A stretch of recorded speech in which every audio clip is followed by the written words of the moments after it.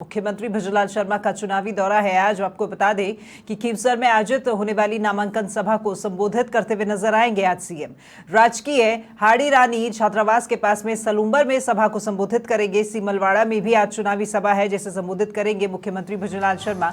Udaipur airport से जयपुर के लिए शाम को वापसी करेंगे मुख्यमंत्री भजनलाल शर्मा।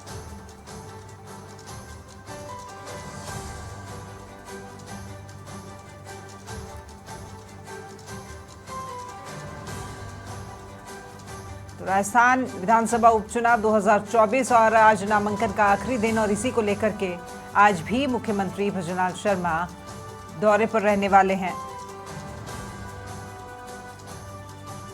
तो कल 4 सीटों पर नामांकन भरे गए थे और आज आपको बता दें कि खींवसर जाएंगे मुख्यमंत्री भजनलाल शर्मा, जहां पर नामांकन सभा को संबोधित करेंगे और राजकीय हाड़ी रानी छात्रावास के पास में सलूम्बर में भी सभा को संबोधित करते हुए आज सीएम नजर आने वाले हैं। सीमलवाड़ा में भी चुनावी सभा है जिसे कि संबोधित करेंगे और मुख्यमंत्री के कार्यक्रम को लेकर और भी अगर आपको जानकारी दें तो आज शाम को ही वो उदयपुर एयरपोर्ट से जयपुर के लिए वापसी करने वाले हैं।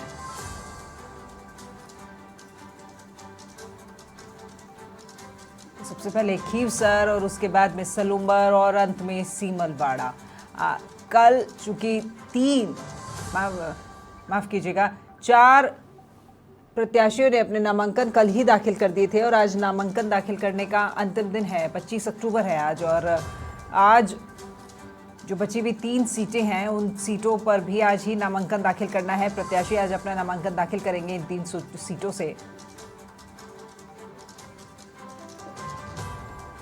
तो खींवसर, सलूम्बर और 84 विधानसभा 3 सीटों से आज नामांकन दाखिल होने हैं। कल भी मुख्यमंत्री बैक टू बैक दौरों पर थे और चारों प्रत्याशियों के नामांकन के समय वहां मौजूद रहे थे। जनसभा को भी उन्होंने संबोधित किया था और आज एक बार फिर से वो बैक टू बैक दौरे पर रहने वाले हैं। खींवसर जाएंगे, सलूम्बर जाएंगे और अंत में वो सीमलवाड़ा पहुंचेंगे, जहां पर जब भाजपा प्रत्याशी अपना नामांकन दाखिल करेंगे उनकी उपस्थिति रहेगी। साथ ही साथ जब जनसभा वहां पर आयोजित की जाएगी तो उस नामांकन रैली के साथ साथ जनसभा को भी संबोधित करते हुए आज एक बार फिर मुख्यमंत्री जनता के बीच नजर आने वाले हैं।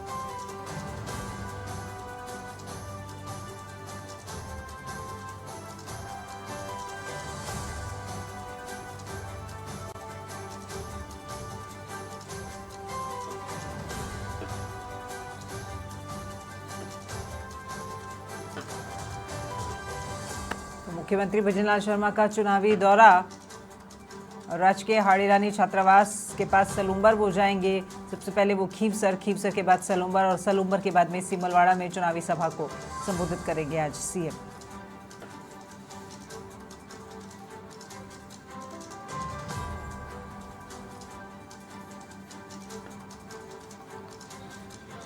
सलूम्बर से नारायण मेघवाल हमारे साथ में फोन लाइन पर जुड़े हुए हैं। नारायण, सलूम्बर सीट से आज प्रत्याशी जो है अपना नामांकन दाखिल करेंगे और ऐसे में मुख्यमंत्री यहां पर पहुंचने वाले हैं। क्या कुछ तैयारियां सीएम के आने से पहले यहां पर सुनिश्चित कर ली गई हैं? जी देखिए, मुख्यमंत्री भजनलाल शर्मा दोपहर 1 बजे से 1:30 बजे के बीच में यहाँ पर सलूम्बर पहुंचने का कार्यक्रम है और इसके साथ में भाजपा प्रदेश अध्यक्ष मदन राठौड़ है, वो भी यहाँ पर कार्यक्रम में शिरकत करेंगे। इसके अलावा प्रदेश के कई मंत्री और विधायक के कार्यक्रम में शिरकत करेंगे। यहाँ पर होने वाली जो भाजपा प्रत्याशी शांता देवी है उसके समर्थन में जो जनसभा होगी उस जनसभा को जैन बोर्डिंग स्थित जो वहाँ पर वाटिका है वहाँ पर सभा को संबोधित करेंगे। इसके बाद में मुख्यमंत्री दोपहर 2 बजे बाद में उनका 84 जाने का कार्यक्रम है। इसको लेकर पूरी प्रशासन ने तैयारी करती है। भाजपा के कई वरिष्ठ पदाधिकारी और जो देहात जिलाध्यक्ष है चंद्रगुप्त सिंह चौहान, उनकी निर्देशन में सारे जो कार्यक्रम को अंतिम रूप दे दिया गया है। वही प्रशासन पूरी तरह से चाक चौबंद है और जो महाविद्यालय है, जो हाड़ी रानी महा कॉलेज है, वहाँ पर हेलीपैड बनाया गया है। वहीं से मुख्यमंत्री कार्यक्रम में शिरकत करेंगे और पूरी तरह से यहाँ पर प्रशासन और जो यहाँ के भाजपा है वहाँ पर पूरी तरह से काम में अंतिम रूप दे दिया गया है। जी बिल्कुल। शांता देवी मीणा आज अपना नामांकन दाखिल करने वाली है, किस तरह का माहौल वहाँ पर नजर आ रहा है? जी देखिए, शांता देवी ने जो नामांकन की जो बात है कि शांता देवी ने कल शुभ मुहूर्त में ही नामांकन दाखिल कर दिया था। इसके बाद में आज जो जनसभा है उस जनसभा को संबोधित करेंगे। इसके अलावा कांग्रेस से जो प्रत्याशी है रेशमा मीणा, वो भी आज अपना नामांकन दाखिल करेंगे। कांग्रेस का जब प्रत्याशी का नामांकन जो कल जो घोषणा हुई थी, टिकट की घोषणा हुई थी, उसके बाद में यहाँ पर पूरी तरह से कांग्रेस बिखर गई है। यहाँ पर दो गुट पूरी तरह से अलग अलग हो गए।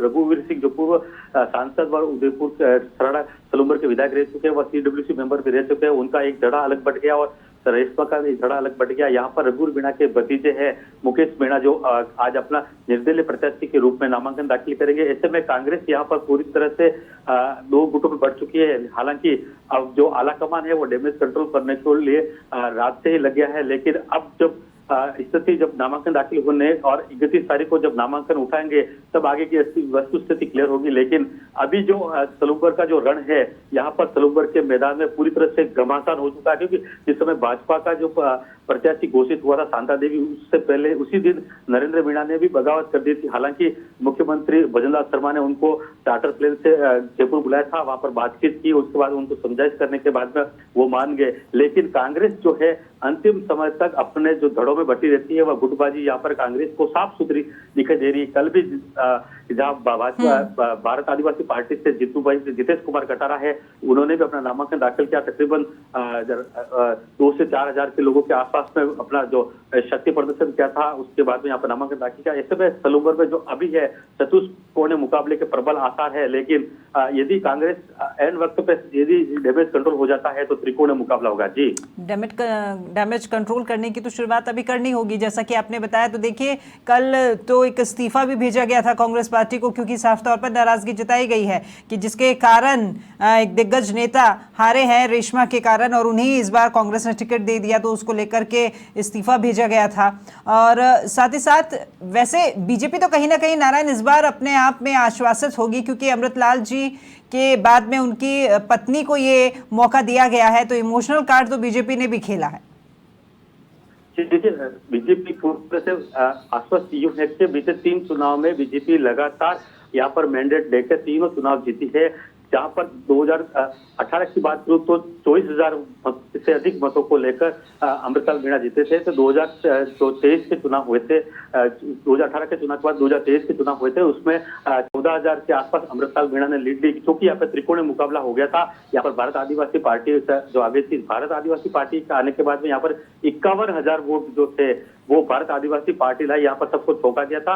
अब यहाँ पर बीजेपी तो पूरी तरह आश्वस्त है, क्योंकि अपना जो मैंडेट है लोकसभा चुनाव में अगर बात करूं तो लोकसभा चुनाव में भाजपा ने जो विधानसभा चुनाव में 14,000 से अधिक वोट लाके जीत हासिल की, लेकिन 39,000 का मत जो ये थी भाजपा लेके आ गई थी। तो अब यहाँ पे भाजपा 39,000 जो वोट रिकॉर्ड है उसको लेकर कायम करके यहाँ पे जीतने के लिए पूरी तरह आश्वस्त है। लेकिन अब कांग्रेस को यहाँ पर सबसे बड़ी है कि जमीन को मजबूत करना बहुत बड़ी चुनौती है, क्योंकि अब कांग्रेस जब 2 दौड़ों में बढ़ चुकी है तो कहीं न कहीं सबसे बड़ी चुनौती आप यहाँ पर कांग्रेस के घर में सेंधमारी पूरी तरह से करेगी और भाजपा भी कांग्रेस के घर में सेंधमारी करेगी, जिससे कांग्रेस को यहाँ पर उभर पाना फिलहाल मुश्किल लग रहा है। लेकिन यदि एन वक्त पर यदि जो आलाकमान है इस डैमेज को कंट्रोल कर देता है तो कांग्रेस कहीं न कहीं स्थितियां संभल भी सकती हैं। बिल्कुल नारायण, बहुत शुक्रिया आपका हमारे साथ में जुड़ने के लिए।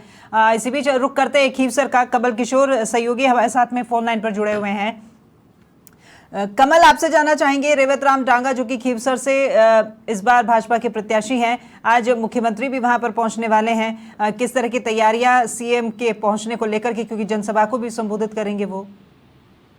जी राखी भाई, मैं आपको बताना चाहूंगा कि नागौर की देखिए कौन सी सीट है, ये हॉट सीट मानी जाती है और आज नामांकन दाखिल करने का अंतिम दिन है और आज नामांकन भाजपा प्रत्याशी रेवत राम डांगा भी करेंगे और रालोपा उम्मीदवार है सनिता बेनीवाल भी नामांकन दाखिल करेंगे। रही बात इनकी नामांकन सभा आज कांग्रेस की और रालोपा की और बीजेपी की है और भाजपा प्रदेश के मुख्यमंत्री सीएम भजनलाल शर्मा वे प्रदेश अध्यक्ष सहित आज कई मंत्री क्यों सर आ रहे हैं, क्योंकि आज नामांकन सभा है यहाँ पे क्यों सर रखी गई है। वहीं दूसरी ओर स्थानीय प्रशासन हर पल की अपडेट ले रहे हैं और 11 बजे सीएम भजनलाल शर्मा यहाँ पहुंचने की ये बात बता रहे हैं। ठीक है, कमल, हम रेवतराम डागा की बात कर लेते हैं तो आरएलपी में वो रहे हैं बेनीवाल के साथ में, और 2023 में वो भाजपा में शामिल हुए थे। अब ऐसे में खीवसर की सीट को लेकर सभी जानते हैं कि बेनीवाल का खासा दबदबा यहाँ पर रहता है, और अब बेनीवाल खुद तो इस बार चुनावी समर में नहीं उतरे हैं और ना ही उन्होंने अपने भाई को उतारा है, उन्होंने अपनी पत्नी को इस बार इस चुनावी समर में उतारा है। तो उनके सामने डांगा जब बीजेपी से चुनाव लड़ेंगे तो कितना कड़ा ये मुकाबला रहने वाला है? जी मैडम, मैं आपको एक बात बताना चाहूंगा कि हम जैसे सबसे पहले बीजेपी की जो ये उम्मीदवार की बात करें तो आज तक इनका रिपोर्ट कार्ड देखे तो बीजेपी ने कभी भी रिपीट में उम्मीदवार उतारा। तो इस बार क्या विधानसभा चुनाव में रेवतराम डांगा ओनली 2059 वोट से पीछे रह गए थे। तो हनुमान बेनीवाल में रेवतराम डांगा का रोचक मुकाबला था, लेकिन इस बार यह स्थिति है कि बीजेपी ने रेवतराम डांगा को विश्वास जताते हुए टिकट दिया दोबारा। तो एक रही बात प्रदेश में और केंद्र में डबल इंजन की सरकार है, तो इनका भी इनको बीजेपी को फायदा मिल सकता है। और आज कौन कौन से नेता शामिल होंगे, कितने बजे पहुंचने का कार्यक्रम है सीएम का? सीएम का क्यूसर में पहुंचने का 11 बजे कार्यक्रम है और कई मंत्री गजेंद्र सिंह क्यूसर और जलदाय मंत्री वगैरह सब कई यहाँ पहुंच गए हैं और सीएम साहब 11 बजे क्यूसर पहुंचने की ये प्रशासन बता रहे हैं। और डांगा द्वारा नामांकन आज जो भरा जाना है उसका क्या समय? भाजपा उम्मीदवार रेवतराम डांगा करेगी शुभ मुहूर्त के साथ 11 बजे नामांकन दाखिल करेगी। तो उस वक्त उनके साथ में यहाँ पर भी 5 ही लोग जो है वो उपस्थित होंगे रिटर्निंग अधिकारी के मुताबिक।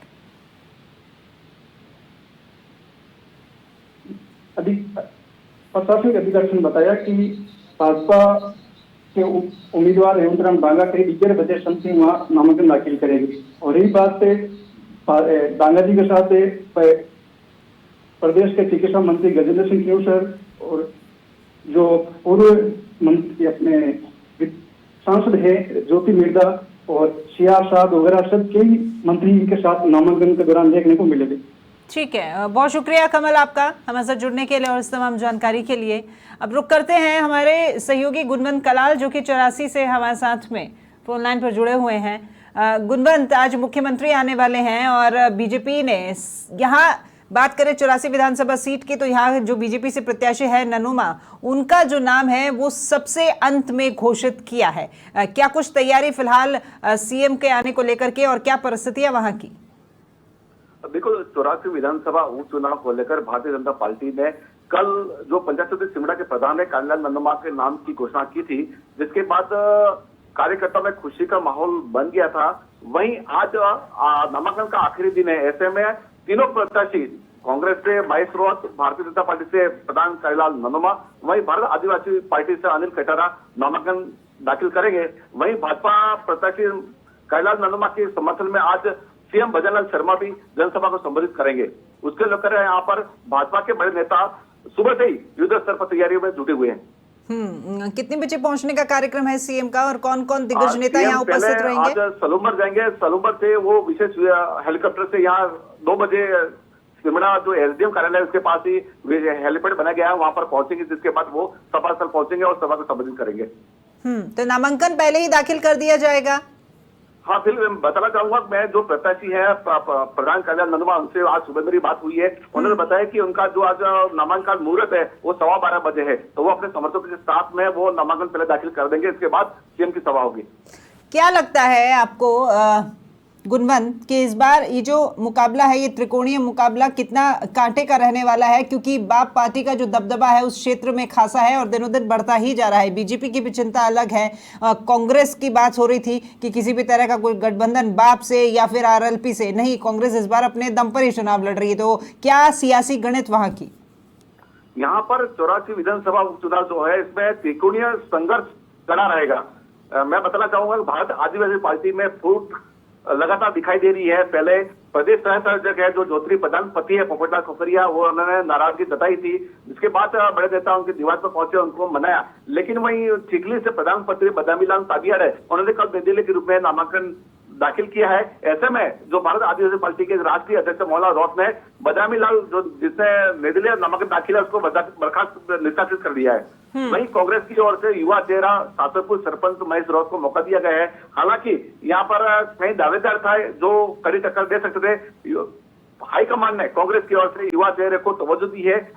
बताया जा रहा है कि एनिवर्सरी जो है उसको प्रभुत्व रखते हुए गणेश गोगरा जो विधायक है गणेश डूंगरपुर के, उनकी अनुशंसा पर ही महेश रौत को यहाँ टिकट दिया गया है। ऐसे में युवा चेहरा होने से यहाँ खास लाभ उनका मिल सकता है। दूसरी ओर प्रधान जो कारीलाल ननोमा है वो भी नया चेहरा है, क्योंकि आज तक यहाँ पर सुशील कटारा के परिवार को ही टिकट दिया जा रहा था। वही पहली बार सुशील कटारा के परिवार से दिखाकर प्रधान कारीलाल ननोमा को टिकट दिया। ऐसे में तीनों दलों ने यहाँ पर नए चेहरे उतारे हैं। ऐसे में त्रिकोणीय संघर्ष यहाँ दिखाई देगा। एक बात तो तय है गुणवंत, क्योंकि जब नए चेहरों को मौका दिया जाता है तो पार्टी चाहे कोई भी हो और उनमें काम करने वाले जो कार्यकर्ता होते हैं उनमें कहीं ना कहीं ये विश्वास तो होता है कि अगला नंबर हमारा भी हो सकता है। परंपरागत सीट नहीं रही है अब कोई भी। बिल्कुल सही बात है इसमें, क्योंकि तीनों पार्टियों ने हैं, तीनों नए चेहरे उतारे हैं। ऐसे में इनसे समर्थकों में काफी उत्साह और खुशी का माहौल दिखाई दे रहा है। कल से ही जैसे कांग्रेस ने महेश रौत के नाम की घोषणा की तो युवाओं पे विशेष उत्साह नजर आया। वही भाजपा ने प्रधान कारीलाल ननोमा को घोषित किया है उनके नाम से, तभी भाजपा कार्यकर्ताओं में जबरदस्त उत्साह का माहौल यहाँ दिखाई दे रहा है। ठीक है, बहुत शुक्रिया गुणवंत आपका हमारे साथ में जुड़ने के लिए और उस तमाम जानकारी के लिए। तो 84 विधानसभा सीट से ननोमा को बीजेपी का प्रत्याशी बनाया गया है और सबसे अंत में 84 विधानसभा कैंडिडेट का ही नाम जो है वो घोषित किया गया था बीजेपी के द्वारा। सबसे पहले बाप ने किया था, बाप पार्टी के द्वारा, और उसके बाद में कांग्रेस ने युवा चेहरे को मौका दिया है। महेश रौत युवा कांग्रेस से जुड़े हुए वो, और उनको मौका दिया और उसके बाद में बीजेपी ने अपने कैंडिडेट ननोमा की घोषणा की।